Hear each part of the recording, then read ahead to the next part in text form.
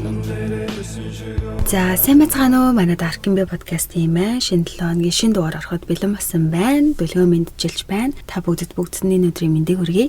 За энэ удаагийн дугаараар би бас сонирхолтой харамсалтай нэгэн хэргийг ярихаар бэлдсэн. Энэ хэрэг Америк нэгдсэн улсын Айдахо мужид гарсан хэрэг байгаа. За тэгээд ямар ч хэргийг шууд эхлэхээс өмнө subscribe дараагүй бол subscribe дараад хэрэгтэй холбоотой сэтгэлээс бидэнтэй комент хэсэгт сонсож дуусаад хуваалцаарай гэж хүсмээр байна. Ингээд шууд хэрэг ярьж эхлэе. Хэргийн гол хүн болох Angie Ray Dodge гэх эмэгтэй 1977 оны 12 сарын 21-нд аав Jack, ээж Caroline дөрвөн хүүхдийн бага хүн болж мэндэлсэн. Дээрээ 3 ахтай. Аав нь тэнгисийн зэрэг учраас гэр бүлээрээ муж дамжин маш их нүүдэг. Энэ нь ч гэр бүлийнхэнд нь мэдээж амар байгаагүй. Яг нэг газараа тасаж эхлээл тухтай болж эхлэхээр л нүүх хэрэгтэй болчтой. Аав нь ажилдаа заагүй, харин ээж нь аль болох хүүхдүүдтэйг шинэ газар очиод уйдахгүй хичээж, ганцаардуулахгүй, гадуур зугаалуулж, хүүхдийн талбай их авч ордог, бусад хүүхдүүдтэй тоглуулж, найзууд болохыг хичээдэг. За, Анжи охины хувьд дээрээ 3 ахтай учраас нэлийн ир шүүд, тэдэнтэй байнга тоглодог, хүчтэй, хөдөлгөөнтэй их сэргэлэн охин. Төрсөн өдөр нь яг зул сарын үеэр болдог 12 сарын 21-нд учраас давхар боёр болдог болохоор хамгийн дуртай баяр нь гээд зул сарыг бол маш ихээр хүлээдэг. Удалгүй аав нь тэтгэвртэй эрт гарснаар нэг юм гэр бүлээр ийш тийшээ нүүх шаардлагагүйгээр Айдахо мужийн Айдахо Falls гэдэг хотод сууршин амьдарч эхэлсэн ба. Ингээд гэрээс нь ойр байдаг 10 жилийн нэгэн сургуульд Анжи орсон ба ороод бол зөндөө олон найзуудтай болсон. Дээрээс нь тэр авийн өөр сургууль сурдаг олон хүүхдүүд хоорондоо нийлээд айгүй олноороо тэгж найзалдаг болсон байгаа. Тэг ерөөхдөө ингээл энэ тэндээс хүүхдүүд орж ирэл тэрнийхэн таньдаг хүүхдүүд нийтэртэй хамт нийлдэг болоод нэгэн заримдаа гараа авчдаг. Тэгээ шинэ хүн орж ирдэг гэмтчлэн иймэрхүү найзуудын групп бий болоод тэр группийн хүүхдүүд нь голын харахнууд гэж өөрсдөө дууддаг. Тэг хичээлээ тарцгаагаад бүгдээр хамтдаа ойр байдаг гол руу очиж байнга тоглолтоо ерөөхдөө бол нэлээд их хамтдаа цагийг өнгөрүүлдэг болсон. Анжигийн хувьд их амархан найз нөхдөдөө болж чаддаг, хөөрхөн аштай, хүүхдүүд мөн түүнд их сайн ханддаг, хичээлдээ айгүй онц сурдаг учраас математик, англи хэлнийхээ хичээлээ дээр дандаа онц авдаг. Тэгээд бусад хүүхдүүдэд хүртэл давтлага өгдөг. Их ухаантай охин. Харин түүнийг сэтгэл хангалуун бус байдаг зүйл нь үеийнхнээс нэлээд өндөр 182 см өндөртэй. Тэгээд мөр гар хөлн их том гээд хүүхдүүдээс ичдэг. Тэгээд бүр гутал худалдаж авахдаа өөрийнхөө арзмаараас нэлээд жижигхэн арзмаартай гутал аваад амир ингээд өвдөж байгаа шнэ, мэдээж тэм жижигхэн гутал өмсгөр тийм заавал гутал өмсч явдаг. Тэгээд хүн харахад хөлөө жижигхэн харуулахын тулд энэ тал дээрээ жоохон эмзэлдэг байсан ш түүний хувьд бол бүр тийм амир хичмхий, өөртөө бүрэн итгэлгүй бол байгаагүй, нэлээд тийм сэргэлэн охин. 1995 онд 10 жилээ төгсөөд хамгийн анх удаа нэг номын дэлгүүрт ажилд орж цагийн ажил хийж эхэлсэн байдаг ба 1996 онд бол 18 настайдаа Айдахо State University-ээс сурч эхэлсэн. Дээрээс нь гэрээсээ тусдаа нүүж гараад ганцаараа ээж аавгаасаа нэг тийм амир хол биш газар нэг байр түрээсэлж амьдарч эхэлсэн юм байна. Ингэж тусдаа гарах болсон шалтгаан нь болохоор яг ээж аав нь гэртээ нэг хэдэн дүрэн баримталдаг. Тэгээ түүнийг нь Анжи зөрчснөөс болоод ээжтэйгээ нэлээд маргалцсан юм байна. Тэгээ ерөөхдөө тэр дүрмүүд нь нэг тийм сүртэй бол биш. Зүгээр нэг оройд хэдэн цагаас хойш гарч болохгүй ч гэдэм юм нэг тиймэрхүү дүрмтэй. За ингэж нөөж гарснаас хойш хамгийн анх удаа 1996 оны 6 сарын 12-нд нь Анжи ээж аав дээрээ зочилж очсон. Тэгээд орой хоолыг хамтдаа эцгээгээд ээжтэйгээ баг зэрэг ярилцахтаа ээж нь бол охиндоо шууд чи надад уурлахаа байсан, би маш их баяртай байна гэд хэлсэн чинь Анжи одоо тэглгүй байх втэ, юу гэж уурласаад байх уу гэсэн тийм утгатай зүйл хоорондоо ярилцаа. Тэр оройдоо Анжи бол тусдаа гарсан тэр гэрлүүгөө явдаг. Нэг хаусны доод давхрыг нь бол түрээсэлдэг. Тэгээд гэртээ ирчээд маргааш өглөө номын дэлгүүртээ ажиллах ёстой байсан чинь ажилдаа ирдэггүй. Менежер нь болоод түүнтэй хамт ажилладаг хоёр найзууд нь гэрийнхэн дугаарлуу хэд хэд удаа түүнийг сургалж залгасан боловч уцаа аваагүй. Тэгээ ерөөсөө ингэж энэ хэл сураггүй байдаггүй болохоор магадгүй гэртээ унтж байгаа ч юм билүү гэд тэр хоёр найз нь бол очиж шалгахаар шийдсэн маа гэрлүүн. Ингээд гэрт нь очиод хаалганд өгсөн чинь хаалгаа ерөөсөө онгойлохгүй хүн байхгүй юм шиг байгаад тэгэд хаалганых нь байруулын энэ байраад эргүүлээд үтсэн чинь онгорхой байдаг. Тэгэхээр нь шууд дотогш ороод харахад хүн байхгүй мэт чимээ энергүй байсан ч түүний унтлахын өрөөлөнд орсон чинь харин харамсалтай нь Анжи эмэгтэй битүү цусан дунд нас багчсан байдалтай хэвтчихсэн. Анжи дээшээ харчихсан гэрийн өмд болон дотор хувцсыг нь доош нь өвдөг хүртэл нь буулгачихсан. Дээд хувцсыг хүн хүчээр тайлчихсан мэт дийлэгчихсэн. Бараг л нүцэн шахуу болгочихсон. Олон удаа хутгалуулсан. Баруун хөхний дээгүүр цусгдсан байсан ма их хэмжээний цус алдчихсан бүр ингээ өрөөнийх нь ханаар хүртэл цус цацарсан байдалтай.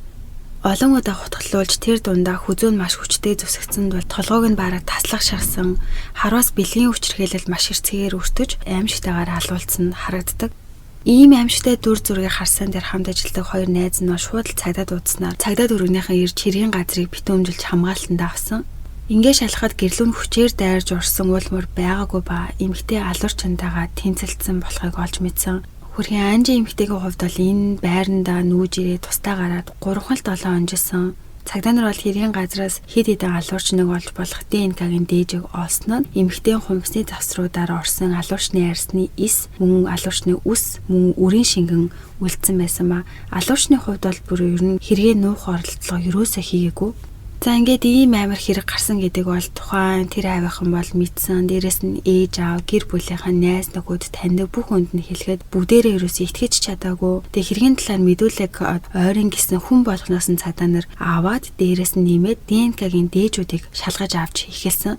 Нийтдээ 100 гаруй Анжиг мэддэг, таньдаг ойрын хүмүүсээс нь авч шинжилгээ хийсэн боловч хэрэгтний ДНК-тай таарах хүн бол байгаагүй. Бас цагдаагийн бүр нөгөө том системд нь байдаг хэрэгтнүүдтэй одоо айл хэдийн баригдсан байгаа хэрэгтнүүдийн ДНК-тэй ч гэсэндээ тааруулах гэж шинжилж үзсэн боловч тэр хүнийг бол олдоогүй мэлээ. Ингээд яг хэрэгт баттай сэжигтэн олдохгүй байсан. Хэрийг мөрдөөд 6 сар өнгөрлөө ямар ч ахиц гарахгүй байсныг хараад хохирогчийн ар гэрийнхэн бол цагдаа нар хэргийг сайдар шалгаж судалж хэрэгтнийг олох гэж хангалттай хичээхгүй байна гэж бодож эхлээд Анжи эмэгтэйгийн ээж Carol өөрөө хэдэн мянган одоо охины минь хэрэгт тус болох мэдээлэл байвал холбогдоорой $5,000 шагналтай шүү гэсэн зарлалын хуудсыг бол гадуур хаасаагүй тарааж эхэлсэн. Цаг өнгөрөх тусам цагдаа нартай хэрийг хурдан шийдэж хэрэгтнийг олох ёстой гэсэн тийм шахалтууд бол нэлээд олон нийтээс ирж исэн. Тэгээд хэргийг эхнээс нь сайдаар нэгтэлж үзээд жижиг чамаагүй деталь орхигдуулсан байж магадгүй гэж шалгаж эхлээд тэр яг нөгөө нийлдэг байсан голын архнууд нэртэй группийн найзуудыг нь дахин шалгахаар шийдсэн. Анх хэрэг гарахад тэднээс мэдүүлэг авч бас ДНК-гийн дээж авч хэрэгтний тооноос бол бүгдийг нь хассан байсан ч гэсэндээ 1997 онд болохоор тэдний группийн нэг Бенджамин Хобс гэдэг нэртэй залуу Невада мужид нэг эмэгтэйд худад тулгаж байгаад бэлгийн хүчирхээлэлд өвөлдсөн. Тэр нь бүр яг дотлогдоод хэрэг үүссэн гэдгийг нь олж мэддэг. Тэгэхээр энэ одоо хэрэг Анжи эмэгтэй хэрэгтэй нэлийн төстэй дөө хүчирхээлүүлээд маш олон удаа хутгалуулсан гэхээр дээрэс нь одоо энэ нийлдэг найз нь ингэж шал өөр мужид ийм хэрэг хийсэн гэхээр бас л яг Анжи эмэгтэй хөнөөчөөд өөр хэсэг рүү цухтаад нүгөө явцсан юм шиг тийм сэжигтэй санагдсан учраас цагдаа нар бол одоо шууд түүнээс байцаалт авах гэж Невада руу явдаг. Тэнд очиод Бенджаминээс байцаалт авч эхэлсэн. Тэгээ Анжигийн хэргийн талаар юу мэдэх вэ гэдээ одоо нэлээд олон асуултуудыг асууж эхэлсэн. Дээрэс нь Анжи эмэгтэй яг ямар байдалтай өгсөн хүчндүүлээд тэгээ хутгалуулаад насварсан гэдгийг бол бараг олон нийт тэр чигтээ мэдчихэж байгаа. Бараг ингээ бүх хүмүүс мэдчихэж байгаа юм мэдээллийн хувьд болохоор Бенджамин хэлэхдээ би хүчндүүлсэн гэдгийг нь ерөөсөө мдээгүй штэ гэж хэлсэн нь бол бас л нэлээд сэжигтэй санагддаг. Тэгээд түүнээс ДНК-гийн одоо дээжээс нь аваад бас хэрэгтний ДНК-тэй бол тааруулж үзсэн ч юм таараагүй. Гэхдээ цагдаа нарын хувьд бол ерөөсөө шууд Бенджамин гэх хэрэгтэйг бол буруугүй гэж үзхийг хүсээгүй. Яагаад тэгэхээр хэргийг хоёр хүн үйлдсэн байж болохоор байсан учраас тиймээс одоо Бенджаминээс бэлгийн хүчирхийлэл хийгүү хэргийн газар хамт байсан ч юм илүү гэж бодоод түүний талаар одоо илүү сайдар судалж эхлэх гээд нөгөө нийлдэг голын харахнууд байдаг одоо тэр өөр хүүхдүүдийг залуусаас одоо Анжи болон Бенджамин хоёрын харилцаа ямар хөө байсан бэ гэдгийг асууж сургалж эхэлсэн. Бенджамин цагдаа нарт одоо тэр дунд нь байдаг бас л Анжитай нийлдэг байсан гэх нэг найзаагаа хэлж өгсөн нь 20 настай Christopher Conley Tapp гэдэг залуу. За энэ хүнийг бол Christopher гэдгийг одоо Chris гэж байнга дууддаг. Тэгэхээр одоос эхлээд Chris гэж дуудаад явъя. 1976 онд төрсэн. Айдаход бол яг бүх насаараа амьдарч байгаа. Анжитай бол гайгүй найзууд байсан ч гэсэндээ нэг сургуульд бол явдаггүй. Анжигийн хэрэг болсон үеэр бол Крисийн хувьд сургуулиасаа гарчихсан олигтой ажил тогтдоггүй. Ерөнхийдөө сүртэй хийсэн зүйл байхгүй. Тэр авиахаа халт нийлдэг хүүхдүүдтэйгээ л уулзаж явдаг их цаг зав ихтэй байсан үе нь. Ингээд түүнтэй ярилцаж хэргийн талаар асууж бас найз Бенджаминийхэн талаар асууж тэр хэргийг хийсэн үү бас ер нь чи хэрэг болох үеэр яг хаана байсан бэ гэх асуултуудыг асууж эхэлсэн чинь би юу ч мэдэхгүй би тэр үед нэг охинтой болцож исэн. Бас манай найз Бенджамин ч гэсэндээ хэрэгт буруугүй та нар надаас юу хүсэж байгаа бит хоёр өрөөсөө юу ч хийгээгүй гэж хэлээд ойрлж үүндээ бүр бат зогсож мэдүүлэг өгдөг. Ингээр нь цагдаа нар зааза тэгвэл дахиад хэдэн өдрийн дараа өөрөөс чинь дахиад мэдүүлэг авъя гэж хэлээд тухайн үедээ мэдүүлгээ дуусгаад хоёр дахь удаадаа мэдүүлэг авах үеэр хэлсэн зүйл нь арай өөрчлөгдсөн. Тэсвэлтэй нэлээд олон асуултууд асуугаадсэн ч угаасаа нөгөө нэг манай найз Бенжамин болоод бит хоёр бүр ерөөсөө хэрэгт холбоогүй тэрэндээ бүр ингээд бат байна гэж хэлжсэнээс арай өөр. Би бол угаасаа ингээд шал өөр болцоотой байсан. Харин Бенжаминий хувьд бол би яг түүний хаа байсныг мэдэхгүй учраас хэрэгт холбоотой хийсэн жиж магадгүй гэж хэлэхдээ цагдаа нараа шууд л за одоо л энийг үннээ хэлж ерөөхдөө мэдүүлгээ өөрчилж эхэлж гин гэж бодоод хийсэн хэрэгтэн одоо хоёр хүн байж болох магадaltaй учраас за энэ Бенжамин болоод энэ яг Крис хоёр сэжигтэн байх магадaltaй юм байна гэж улам илүү одоо сэжгэлж хэлсэн.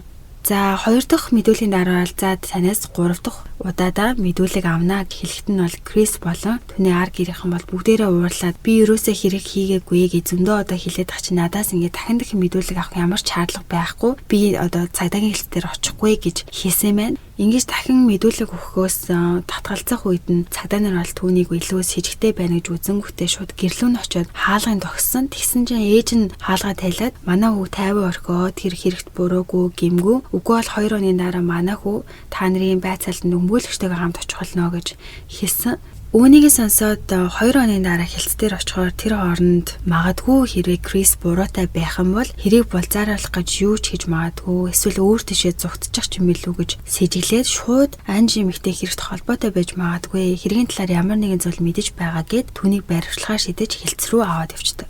Тухайд ээж нь шууд л хүүдээ өмгөөлөгч бол авч өгсөн. Гэхдээ өмгөөлөгчийн хувьд бол одоо маш муу ажилласан. Яагаад тэгэхээр өмгөөлөгч яг байцаалт түүнийг өгч байх үеэр хамтдаа нэг өрөөнд уг нь бол байж болно. Гэхдээ цагдаа нар Крисийг ганцаараа байцаалтын өрөөнд оруулаад хажуугийн өрөөнд нь өмгөөлөгч нь оруулаад Крисийн өрөөнд болохоор камер тавиад өмгөөлөгч нь одоо өрөөнөөс юу болж байгааг бүгдийг нь зургатаар үзэх боломжтой. Хэрвээ одоо Крисийг илүү дутуу юмд илүү хариулт битгий үг эсвэл зарим асуултанд нь хариу өмөөргүй байна гэж үзэх юм бол өмгөөлөгч нь бол зогсоох боломжтой.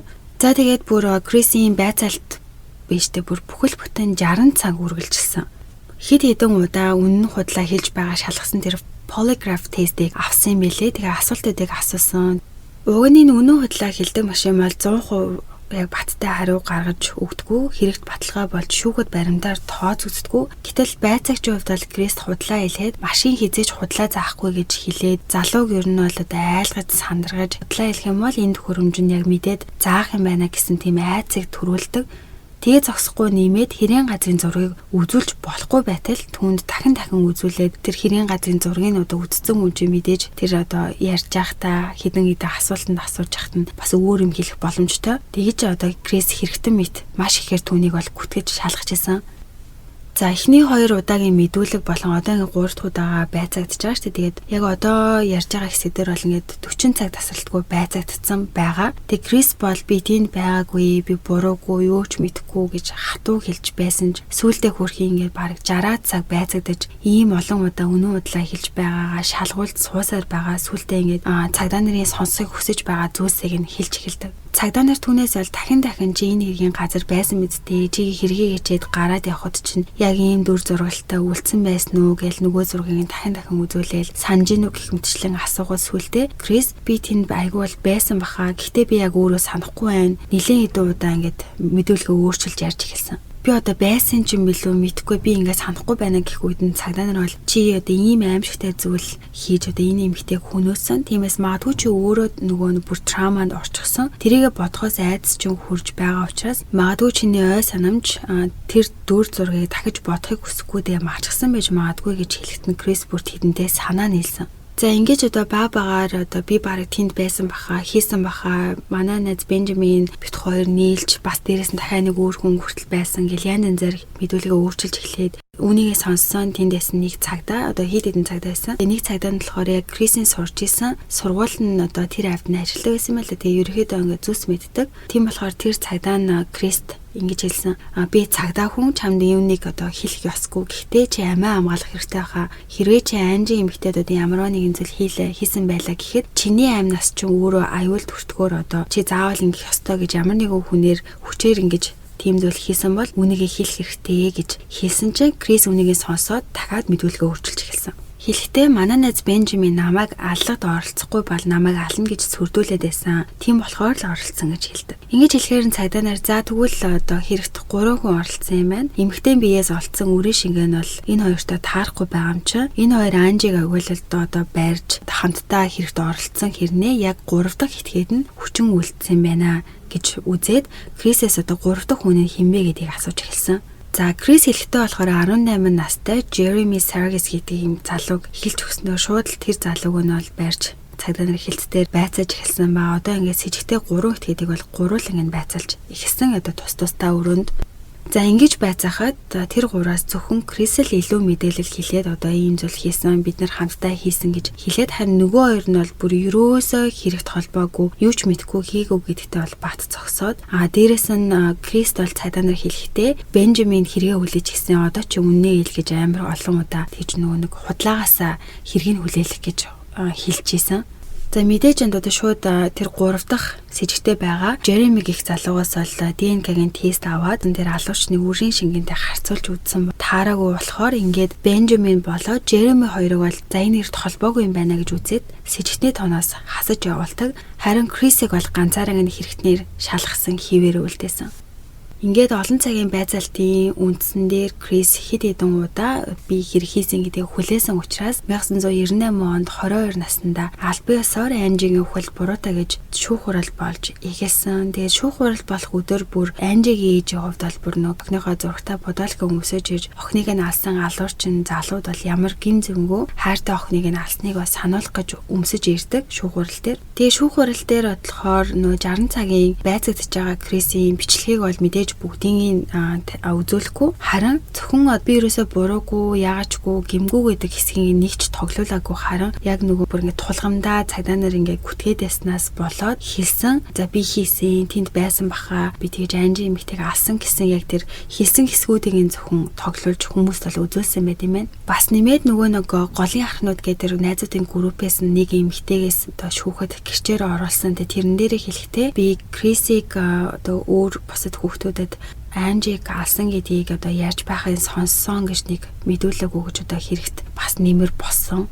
Ингээд шүүгэн хариу гарахад Крисийг Анжигийн хөлт буруутай гэж үзэж ялыг уншихаас өмнө түүнээс хэлэхгүй байна уу гэж асуугаад бол Крис хэлэхдээ би та нарын бодож байгаа шиг мангас биш ээ гэд шүүгчээс миний амь насыг хэлтрүүлж өгөөч гэж гуйсан. Ингэж хэлэх үеэр нь Анжигийн ээж бол чи миний охиныг алчхаад яаж өршөөл хүсэж чадчихэна гэж маш чангаар орилж уйсан. Тэгээ шүүхээс Крис хүчингийн эрэхт нь 10 жил, аллагын эрэхт нь 20 жил гээ нийтдээ 30 жилийн хорх айлыг өгсөн. Ингээд шүүх хурал дуусаж хэрэгтийн ялаа авсны дараа л Анжигийн ээж Carol ерөөсөө энэ хэрэг бол одоо баттай дуусаагүй гэж үзэжсэн. Яа тэгэхээр хэргийн газраас олцсон ДНК-гийн яг алуурчны охиныг нь хүчинтсэн тэр хүний ДНК-тэй таараагүй штэ одоо Кристиан. Тэгэхээр одоо хаана ихтэй яг жинхэнэ хэрэгт оролцсон хүнч бай. Нэг бол яг жинхэнэ алуурчин сул чөлөөтэй явж байгаа гэсэн. Тийм болохоор Carol бол өдөр болгон цагдаагийн хэлцээр очиж миний охины хэрэг шийдэгдэж дуусаагүй. Хэрэгтэн залуу дахиад өөр 2 хүн байсан гэж хэлсэн. Бас хэргийн газраас одоо олцсон ДНК-тай таараагүй. Тэгэхээр бас өөр хүмүүс байгаа гэсэн үг гэж тэр хүмүүсийг олох хэрэгтэй. Та нар ажиллаа дууссан хий. Миний охины хэрэгтнүүдийг олох хэрэгтэй гэж байн гочиж бүр сүлдээ цадаана ээжийн хараал ядаргаатай санагдтал ирдэг. Охинд минь муу зүйл хийсэн хүн бүр хийсэн зүйлдээ шийтгэлээ хүртэх ёстой гэж бүр өдөр шөнөгөө дуу хоолойгоо хүрэх гэж хичээж ажиллаж байсан ч бүр 4-5 жил өнгөрсөн ч цагдаа нар тэр хүмүүсийг нэмж өрөөсөө хайдгүй бүр айл хэдийн хэрэг шийдэгцэн. Хэрэгтэн одоо ялаа аваад шорондоо сууж байгаа гэд хөдлөхгүйсэн юм лээ. Ингээд бүр одоо охин алуулаад 8 жил өнгөрсний дараач гэсэндээ ээж нь бүр өдөр болгон цагдаагийн хэлцээр очиж хэргийг дахин шалгаад өгөөч гэж гуйсан. Хിവэрэ ингээд бүр нэмэргүйсэн болохоор сүулдэ Carol за би ерөөсөө өөрөө мөрдөж эхлэе гэж шийдээд нөгөө нэг Benjamin Jeremy гээд 2 с ิจ гтэй байсан хүмүүс эсэ штэ тий. Тэр 2 залууг мөрдөж эхэлсэн мэлээ. Дээрээс нь яг тэр авийн харт амигт зардаг залуучуудтай одоо танилцаж охиныхоо хэргийн талаар ямар нэг зүйл мэдэж гинүү гэж хүн болноос асууж сураглаж эхэлсэн. Дээрс нь бүр эвгүй газруудаар хүртэл ганцаараа одоо шөнө орон цагаар явж байгаад нэг хүн бүр түүний толгойд нь буу хүртэл тулгаж байсан удаатай. Ингэж хөрхий ганцаараа одоо хэргийг мөрдөж яваад одоо ерөөсөө дөрвтэй гарц олохгүй байжгаад 2 жилийн дараа нь Carol Christmas-ийн баяраар компьютертэй болсон. За компьютертэй болсноор бол бүр улам илүү одоо хэргийг мөрдөж өөр шинэ мэдээллүүдийг интернетээс хаах боломж нь бүрдсэн. Тэгээд ер нь энэ хугацаанд Carol-ийн хувьд бол охиных нь хэрэгтэн одоо ял эдэлж байгаа Крис биш баха гэж дотроо битүү хүнэтэй боддог байсан. Тэгээ интернетээр Innocence Project буюу Айдахогийн гин буруугүй гэсэн нэртэй ийм төслийн байгууллага байдаг гэдгийг олж мэдсэн. За энэ төслийн хувьд бол 1992 онд ДНК-гийн шинжээчид байгуулсан гин буруугүй хүмүүсийг суллах, буруутай ялаас урьдчилан сэргийлэх хүн бурж шударга энэрэнгүй эрх тэгш шударга усны тогтолцоог бий болгохын төлөө ажилладаг. 35 жилд ДНК-гийн ачаар 400-аад хүмүүс гим зэмгүүнд тогтоогдож байсан. Тэгээд мэдээж одоо олон жилийн өмнө гарсан хэрэгүүд ч юм бол одоо ДНК-гийн одоо ийм технологи мэдээж хөгжөөгүй байсан учраас хэрэгэн тайлагдаагүй зөндөө олон хэрэгүүдийг яг энэ төслийн тусламжтайгаар тогтоож олон хүмүүсээс суллагдаж чадсан байдаг. Тэгээд ийм төсөл байдаг гэдгийг мэдээд Carol бол тэдэн лүү холбоо барьсан чинь Анжигийн хэрэгээр анхны холбоо барьсан хүн нь Carol байгаагүй. Ял эдэлж байгаа Крис бас одоо энэ байгууллага руу захаа бичиж өөрийнх нь хэрийг нарийн судалж өгөөч гэж хүсэлтэд явуулсан байсан мөлий. За ингэж Carol бол тэдэнтэй холбогдсон нь бол тухайн байгууллагын нэлийн ачаалттай санагдсан. Тэгэхээр хамгийн анхны удаа хохирогчийн ар гэрээний талаас хэрэгтэн хийгээгүй хэрэгтэй ял эдэлж байгаа гэж шалгуулах хүсэлтэй байгаа анхны удаагийн тохиолдол байсан юм. Тэгээ бас Крисийн хувьд одоо шоронд ороод хэрэгээ хүлээсэн мэдүүлгүүдээ бол өөрөө өвгөөсгээд эхэлчихсэн. Тэгээ цагдаа нар намайг шахамдуулж тарх угааж надаар ийм тийм зүйлүүдийг хүчээр хэлүүлсэн. Би яг үндэ ямар ч буруу байхгүй. Тухайн үед бүр ингээд шахалтанд орсноосоо болоод ийм зүйл хэлсэн гэдгээ зөндөө олон хэлж үтсэн. Гэвч түүний хувьд ерөөсөө 30 жилийн дараа давж залтах боломжтой. Тэрнээс өмнө болохгүй байсан учраас ерөөсөө хинч түүний сонсоогүй, итгээгүй. Тэгээ бүр өөрт нь хинч итгэхгүй, тоохгүй хэдэн жил болсон байхад одоо Анжигийн ээж нь түүнийг хэрэгтэн биш байхаа гэдэгт итгээд энэ байгууллагатай бас холбоо барьсан гэдгийг сонсоод маш ихээр баярлсан. За энэ байгууллага бол хэргийг сайдар шалгаж эхлээд нөгөө Крисийн 60 цаг байцаагдсан тэр бичлэгийг нь олж Carol-д үзүүлсэн юм байна. Carol бичлэгийг үзээд бол бүр аргаа ядаад за би тэгсэн юм хийсэн бах уу гэх аястай хэлж байгаа. Крис бол угаасаа л дарамт шахалтаар хүчээр шахуу цагдаа нарын сонсохыг хүссэн зүйлийг нь хэлж байгаа нь илт санагдсан. Крис яриан дундаа Анжигийн хаана амьдрахын жолготой мэдгүй бас ундлахын өрөөнд алуусан байхад том өрөөнд нь байхад алсан гэх мэтчлэн шал буруу дайлыг хилээд ахад нь цагдаа нар бол үгүй штэ гэж зааж хэлж өгөөд идэг. Ер нь бол олон цагаар байцаалтанд гимгүү хүн ороод зүгээр л ойролцоогоор штэ 16 цаг орохдол бараг хийгээгүй хэрэгээ би хийсэн гэж хэлэх тохиолдлууд байдэмэл л да. Тэгтэл Крисийн хувьд бол бүр бүхэл бүтэн 60 цаг байцаагдсан гэхээр сүлдээ аргаа бараад ийм зүйл хийсэн нь бол аргагүй гэмээр. За цагдаа нарын хувьд бол одоо ямар нэгэн байцаалт хүнээс авч явахдаа хүчээр зодод цохогч юм уу худлаа айлж байцаалт авах одоо хууль бус байдаг. Гэтэл энэ хэрэг дээр бол цагдаа нар бас л Крист худлаагаасаа танаа найз Бенжамин чинь хэрэгээ үлээгээд чамайг оролцсон гэдгийг ч гэсэн хэлсэн гэж хэлхийг нь хүртэл Carol олж сонссон. За тухайн үед байцаадч байхад нь хажууд нь одоо өөр өрөөнд суужсэн түүний өмгөөлөгч дээрээс нь одоо хэргийн шүүх хурал болж явах үйл явцад бол түүний өмгөөлөгч болмор маш муу ажилласан. Одоо ингээд олон жилийн дараа бол тэрээр шинэ өмгөөлөгчтэй болоод тэр шинэ өмгөөлөгчтэй нь бол Carol холбоо барьсан мэлээ. Ингээд Carol болон Крисийн шинэ өмгөөлөгч хоёр хамтдаа Крисийн ирэх дээр ажиллаж эхлээд Judges for Justice гэх одоо гин буруугүй хүмүүсийн хэргийг цагаатахын тулд тэмцдэг байгууллагатай хамтран ажиллаж эхэлсэн. Тэгээ Крисийн өгж байсан мэдүүлгүүд дээр цагдаа нарын тарих угаалтаас болоод мэдүүлгээ 6 удаа өөр өөрөөр ярьж өөрчилсөн. Тэр болгонд байцаагч цагдаа нарын хууль бус одоо хэрэг хүлээлгэх тактик явагдсан гэдгийг бол ярилцсан. Тэгээд Крист шудраг бус хандсан гэж 2014 онд л цагдаа нарын албадлагаар хэрэгээ хүлээсэн тухай нийтлэлийг гаргасан юм билээ. Ингэж нэлээд хөөцөлдөж шалгаж явсны эцэст бүхэл бүтэн хэрэг гарснаас 20 жилийн дараа албан ёсоор Анжи эмэгтэй хэргийг дахин сөхөж шалгаж эхэлдэг. Тэгээ шүүгуурлаар голын харахнууд группийн нөгөө нэг эмэгтэй бол Крисийн эсрэг Анжи хүнөөсөн талаараа өөр хүнд ярьж байгаан сонссон гэж шүүгүүд мэдүүлэг өгсөн штэ. За тэр нь бол бас л цагдаа нарын шахалтаар бол тэгж хэлүүлсэн болохыг нь олж мэдсэн. Ингээд 2017 онд Крисийн өмгөөлөгчийн шүүгүүд хүсэл гаргаснаар Анжи эмэгтэй хүчинцэн гэдэг ялуугийн нь бол бүр ингээд болиулсан. Ингээд 20 жилийн орох хялтаа үлдсэн маа штэ. Тэгээд аль хэдийн Крис 20 жилийн шоронд суучихсан учраас одоо ингээд суллагдах боломжтой болсон.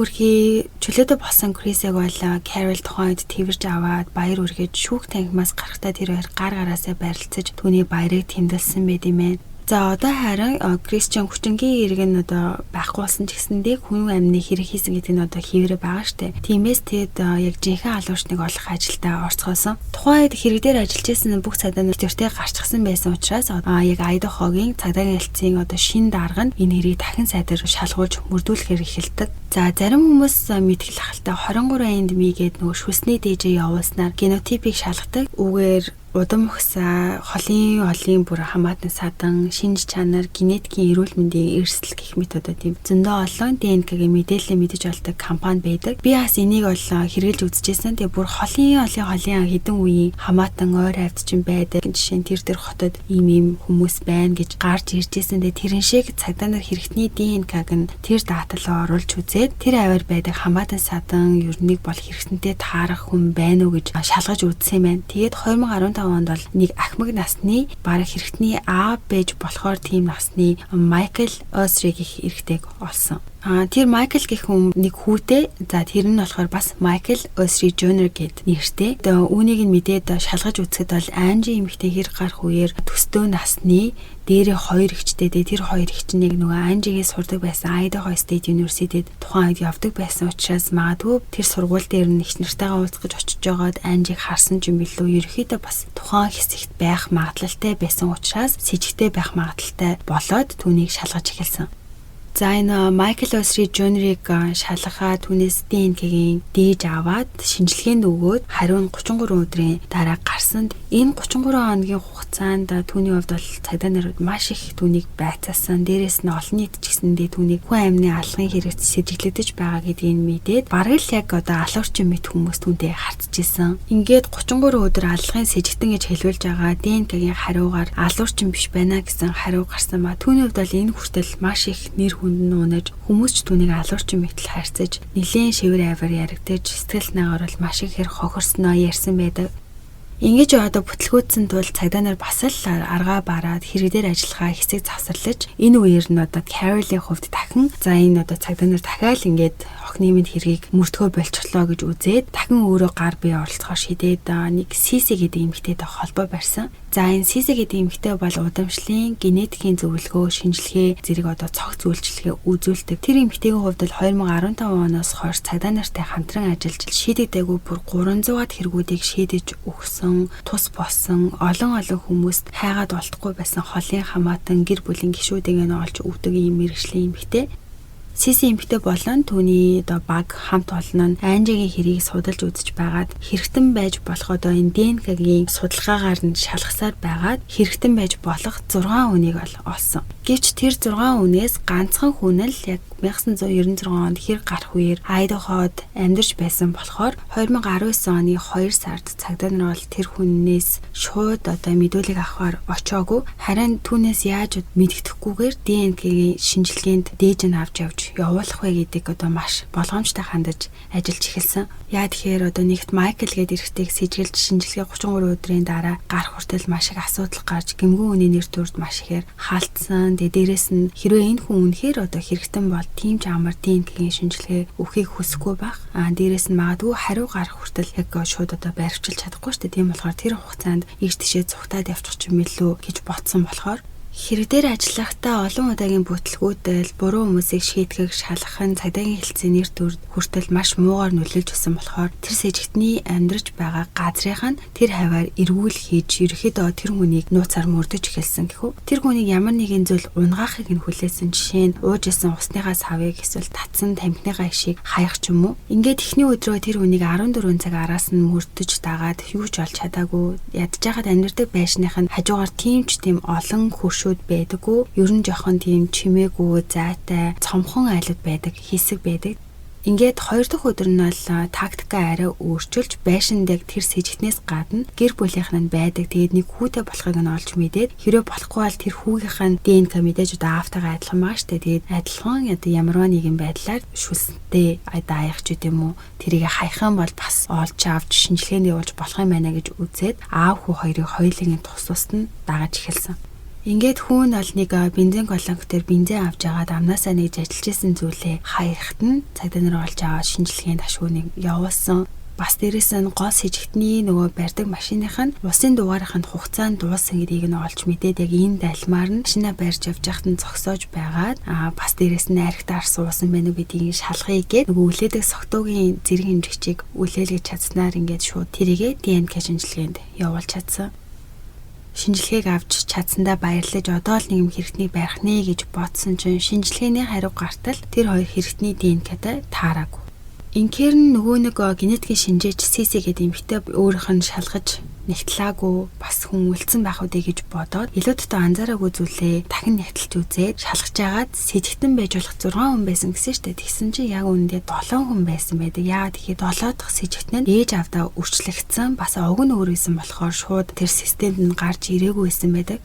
За тэр хүн нь хин бэ гэсэн чинь Brian Lee Dripps гэдэг нэртэй. Анжигийн хэрэг гарах үеэр бол 30-аад настай байсан. Яг одоо бол 50-аад насны эрэгтэй. Тэг бүр хэрэг гарах үеэр тэрээр Анжи эмэгтэйн гэрийн замын яг эсрэг талд нь амьдардаг байсан. За энэ үний тухай багахан ярихад бол Мизури мужид төрсэн усан цэрэг байсан. Тэгээд ерөнхийдөө маш олон жил барилга дээр ажилласан. Барилгач эрэгтэй. Цагдаагийн түүгийнхэн ер нь ямар нэгэн зүйл одоо өмнө нь хийжсэн үү гэдгийг шалгахад Айдаход тийм томоохон хэмжээний тийм хийсэн гин тэрэг бол байхгүй. Гэхдээ 2002 онд хар тамхи хэрэглэсэн бас хэд хэдэн жолооны зөрчил гаргаж байсан гэж яал эдэлжсэн. 1989 онд согтуугаар жолоо барьж баригдаж шийтгедэж эрхийг асуулсан. 1991 онд дахин согтуугаар жолоо барьж баригдсан ийм түүхтэй. Анжигийн хэрэг гарах үеэр тэрээр аль хэдийн их нэртэй 3 хүүхэдтэй байсан ба 1996 онд л ихнэр нь түүнээс салах өрөөдөл гаргаад тэр нь бол 1999 онд яг аль биесээр салсан. Ихнэр нь түүнээс яагаад салах болсон шалтгааныг хаяа хамтдаа цагаан хар тамхи хэрэгэлдэг. Гэхдээ хар тамхи хэрэгэлсэн үедээ нөхөр нь маш ихээр төрөнгийн ууртай, эвгүй ааштай болчдөг. Тэгээд 3 хүүхэдтэй болон өөрт нь нэлээд муухай зан гаргадаг учраас 3 хүүхдийнхээ аюулгүй байдлын төлөө салах шийдвэр гаргасан.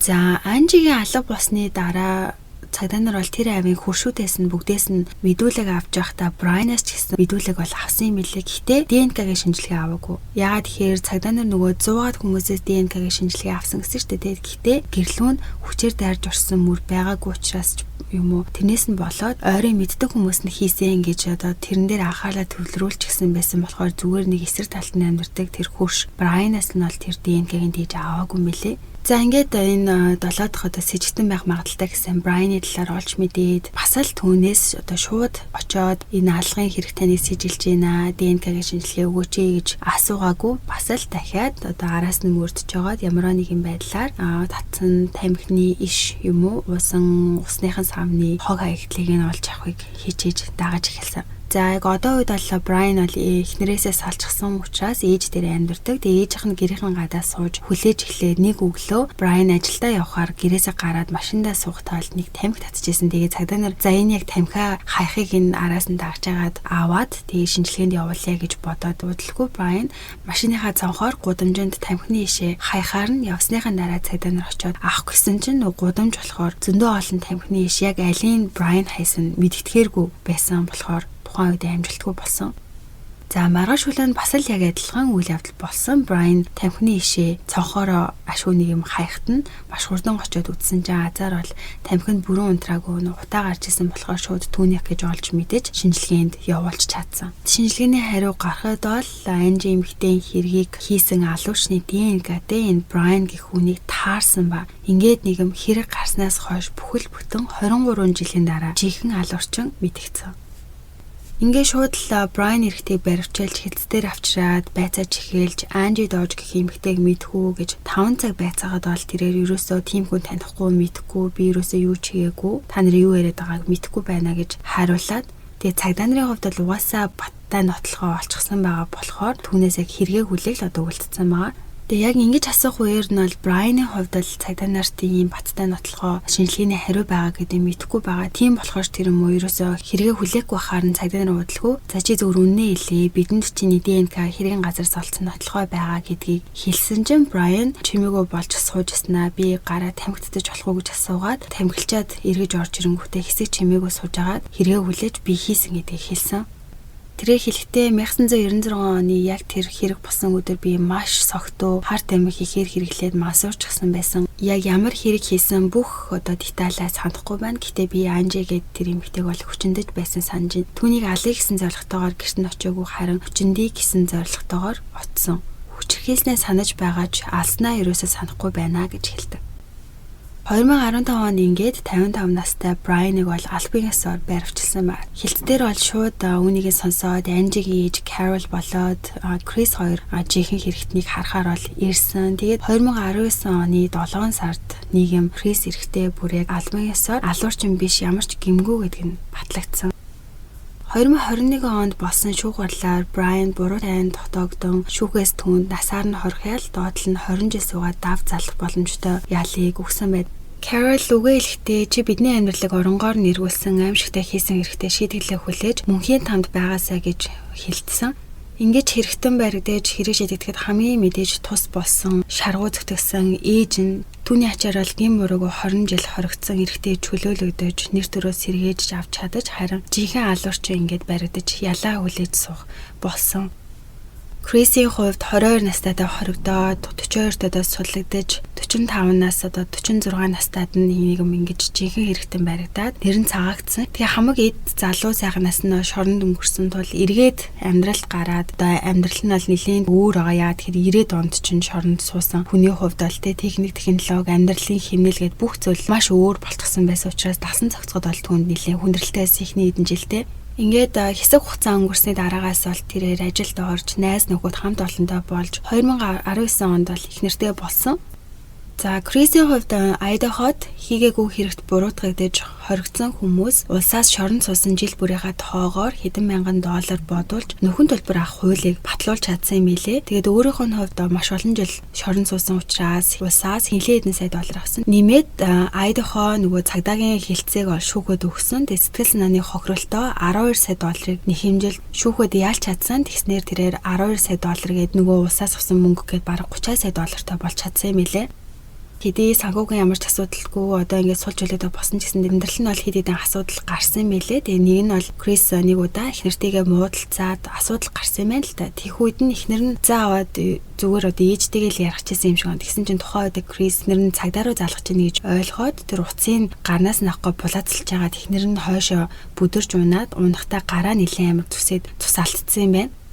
Ийм болчихсон болохоор нэхнэрээ угаасаа л цагдаа руу уцтандаа гэж бодоод Крис өөрөө төрүүлээд 910 нөлөө залгаж цагдаа нарыг дуудсан. Ингээд цагдаа нар ирээд Крис барьсан ба тэр үеэр нэхнэр нь бол үгүй манай нөхөр буруугүй бит хоёр зүгээр ингээд маргалтай санаандгүй гараа зүсчихсэн гэж хэлсээр байсан ч гэсэндээ бол Крисийг бариад авсан.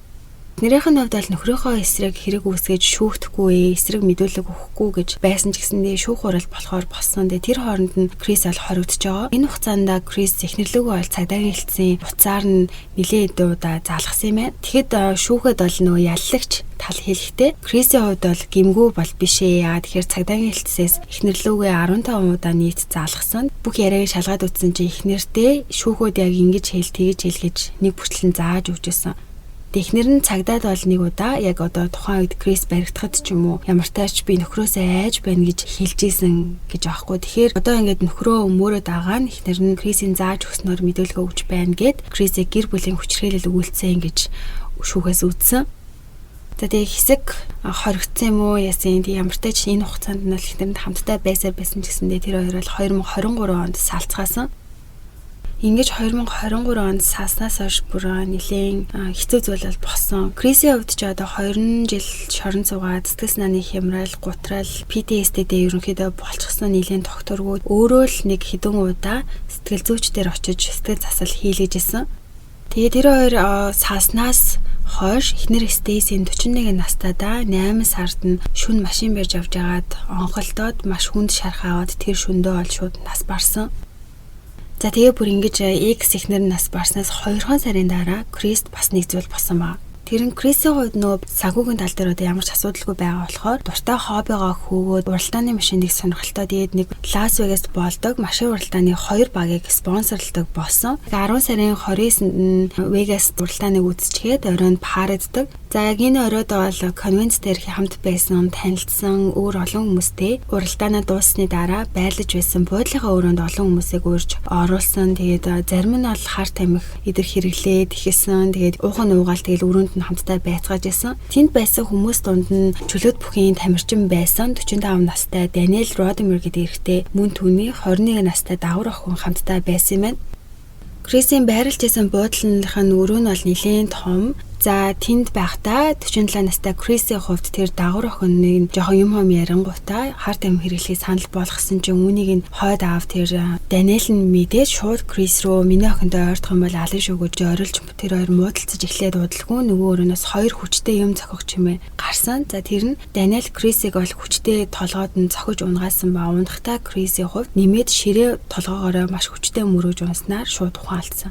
Юу болоод байгаа мэдсэн тэнд байсан хүмүүс бол Крисийг ухаан орохгүй байсан болохоор шууд 911-д дуудаж түргэн ирж Крисийг эмнэлэг рүү авч явсан боловч тэр оройд бол Крис толгойдоо хүчтэй гэмтэл авснаасаа болоод нас барсан. Ингэж одоо Крисийн хувьд олон жил шоронд сууж сулагдаад цагаатгагдаад ердөө 6 жил амьдраад ингээд 2023 онд хүнд алуулсан байдаг. За Крисийн өхлийг бас самсаргүй надад нас орсон гэж эхлээд бодсон юм лээ. Нөгөө ширээн мөргөд усаас нь болоод ч гэдэм үү. Гэхдээ энэ бол хүн амны хэрэг. Даниэлийн хувьд бол түүнийг эхлээд цогч унгааснаас болоод тэрээр амнасаа алдсан. Гэхдээ яг энэ хэрийн шүүх хурал нь одоо үргэлжилсээр байгаа. Яг одоо явсаар байгаа. Даниэлийн хувьд шууд өөрийгөө буруугүй гэдгээ бол хүлээсэн. Тэгээд хариу нь одоохондоо гарааг байгаа. За гэхдээ Даниэлийн хувьд цагдаа нар шалгаж үзэж жагаад түүний утсан дээрээс мессеж олсон. Тэр нь эхнэр нь төлөө бичсэн байхгүй. За энэ Даниэл гэх хүний хувьд бол жоохон төрөмгий, хурдан ууртай, тэг уурлахаараа хүнтэй хурдан зодтолдох тийм төрлийн хүн юм байна. Технэр нь болохоор түнлүү би чамайг бараг хүн алж байхыг чинь харсан. Би л чиний гарыг хөвтөж байсан түүний хүзүүнээс салгаж авсан. Харин чи өөрөө зүхтаа өстэй гэсэн тийм утгатай мессеж явуулж исэн. Тэг үүнээс нь болоод ч юм уу айгу тийм өмнө нь ч гэсэндээ яг иймэрхүү байдлаар хүн алангаа алдчихсэн юм байна гэдгийг нь олж мэдсэн юм шиг байлээ. Тэгээд ямар ч тааж одоо Крис бол хүний гарт аймаа алдсан. Ийм нэг харамсалтай зүйл түүнд тохиолдсон байна. За ингээд энэ хэргийн бүх мэдээлэл бол яг энэ байна. Тэгээд Крисийн хэрэг шүүх хурал хариун гарах юм бол бас би сторигоор ч юм уу мэдээлэл оруулнаа.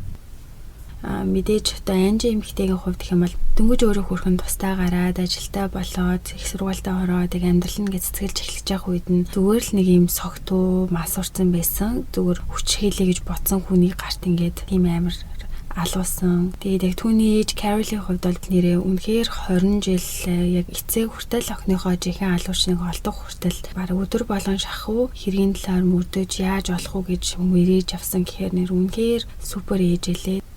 За Крисийн хувьд бол ингэж одоо гин буруугүй байгаа хэрнээ хэрэгээ үлээгээд хоригдсон нь тухайн үед одоо яг энэ хэрэг дээр ажиллаж байсан цагдаа нарын хувьд ерөөсөө өмнө нь хүн амны хэрэг дээр ажиллаж байгаагүй туршлагагүй цагдаа нар байсан гэж хэлээ.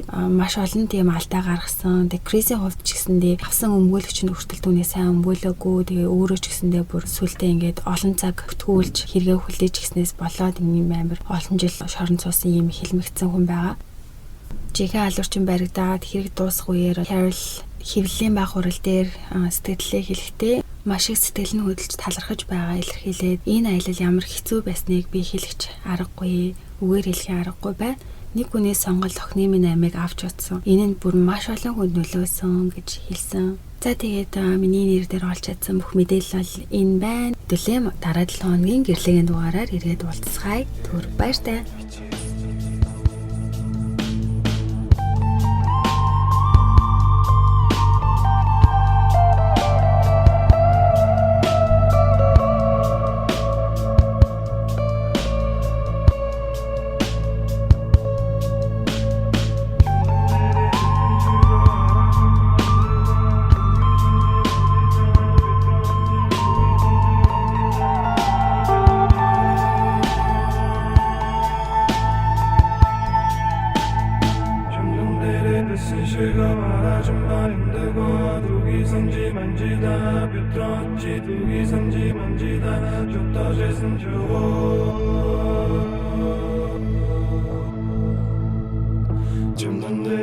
是写个哈拉中啊，用的我都给三七满记得，个多记住给三七满记得，就多就生锈。